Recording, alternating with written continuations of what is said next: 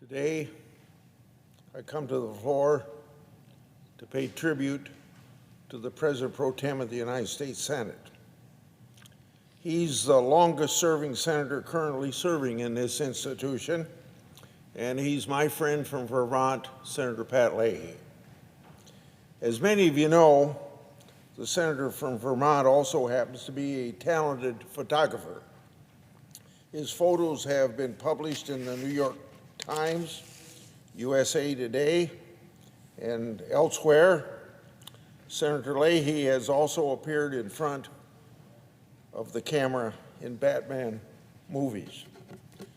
But this Shutterberg was bitten by the political bug, and he certainly made his mark in Vermont politics.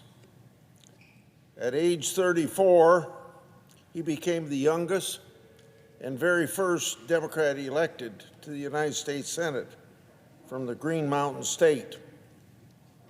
And today, he's Vermont's longest-serving senator, having put his name on the ballot 24 times during his political career. A year ago in November, my friend and colleague announced that he would not seek re-election to a 9th term. At Vermont State House, he happened to be there to announce his very first Senate campaign. It was at the Vermont State House that he did that. And Pat, at that time, recalled the words of Edmund Burke, the Dubliner who served in the House of Commons during America's Revolutionary War. The words that Burke imparted to the electors of Bristol in 1774 inspired Pat Leahy's approach to public service. Burke said, quote, "Your representative owes you not his industry only, but his judgment." Burke also said a representative ought to have, quote, "the most unreserved communication with his constituents," end of quote. Now, in my mind, that still is the essence of representative government.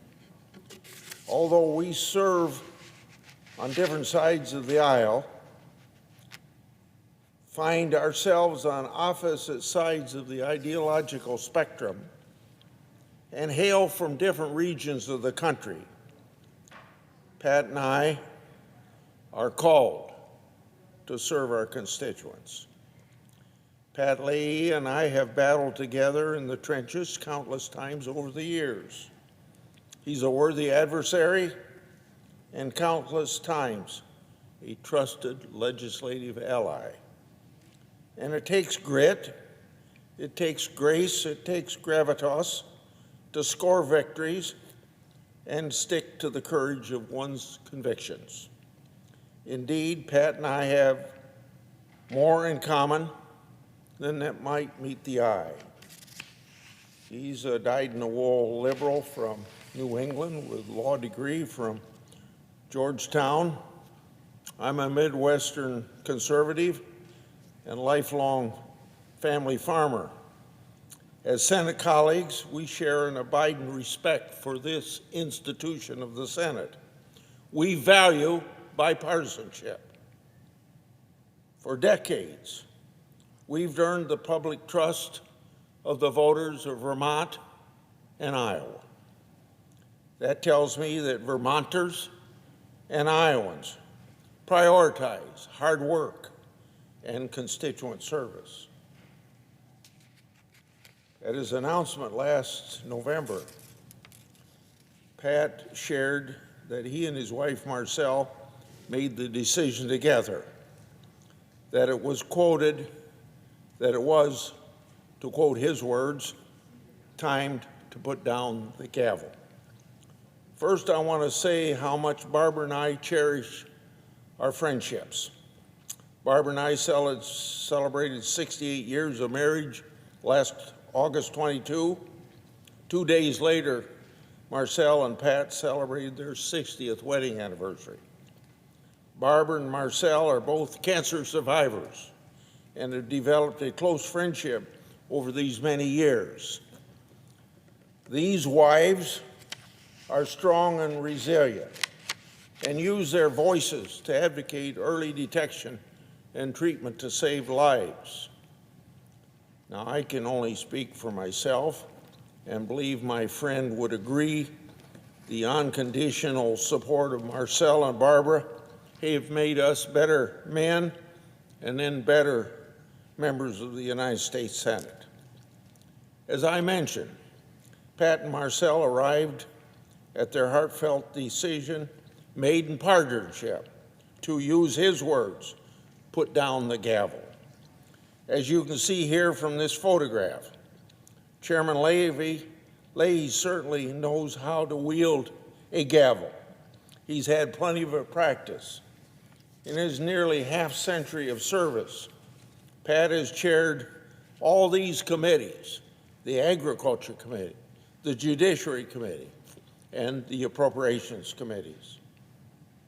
This photo was taken in 2015, when then Chairman Leahy presented me an engraved gavel as I prepared to take the helm of the Judiciary Committee. By the size of this gavel he's firmly holding in his hands, I'm awful glad that Senator Leahy and I get along so well. Although we don't always see eye to eye on politics, we found common ground on issues that matter. We respect each other's views and values and build consensus based on mutual trust. We've served many years together in the Agriculture Committee. Senator Leahy added tens of thousands of acres to the Green Mountain National Forest as one of the few people on earth who can explain the federal milk marketing orders. And boy, did he go to bat for the Northeast United States dairy farmers.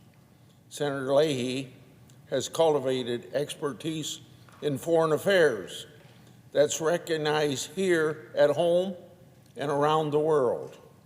He's leveraged his leadership to help ban the export of anti-personnel landmines and secure justice for war victims. For years, Senator Leahy and I partnered together to strengthen the Freedom of Information Act and also the very important whistleblower protection laws.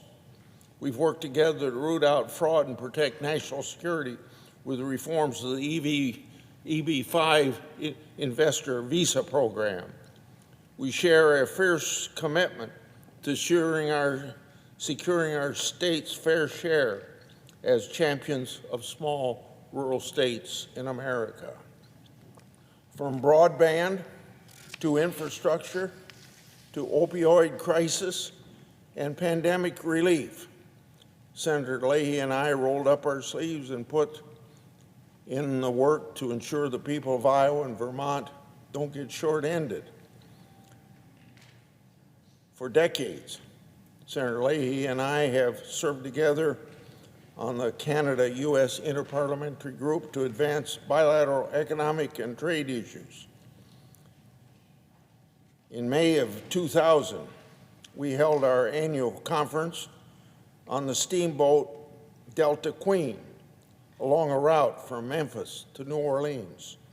I co-chaired the committee discussing international trade, and Senator Leahy co-chaired the panel on international affairs.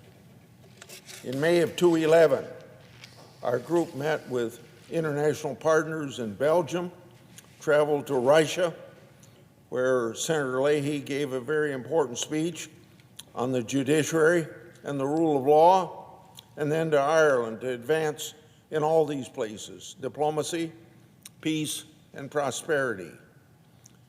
I've enjoyed working together to forge fruitful relations around the world. As I reflect on our years of service together here in the United States Senate, some observers might actually suggest times sure are different than when we first came to Washington. Pat was elected to the United States Senate in 1974 the same year that Iowans elected me to the U.S. House of Representatives. At that time, the only Republican in the Iowa delegation. Despite the partisanship and polarization that's defining civic life this year and for the last few years, I have great hope for America. Senator Leahy and I share an abiding fidelity to uphold the promise of America. I'm honored to have served these many years in Senator Leahy's company. Vermonters place their trust in the Senator Leahy's judgment. They counted on his vote, his voice, his leadership to represent their values, and Senator Leahy has delivered. Barbara and I wish Pat and Marcel joyful days ahead in each other's company on their farm, and we wish them that for many, many years to come. Godspeed to my friend from Vermont.